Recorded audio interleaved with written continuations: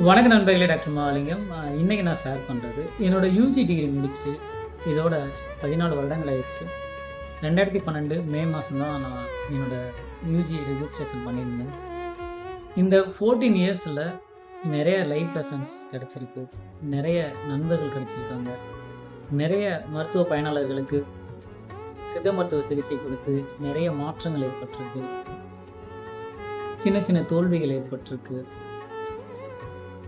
இது எல்லாத்துக்குமே ஒரு அடிப்படை காரணம், எனக்கு இந்த டிகிரி வாங்குறதுக்கு உதவியாக இருந்த என்னோட இரத்த உறவுகள், என் நண்பர்கள், என் ஆசிரியர்கள், என்னோட மருத்துவ பயனாளர்கள் அனைவருக்கும் இந்த நேரத்தில் நான் ரொம்ப நன்றியை தெரிவிச்சுக்கிறேன்.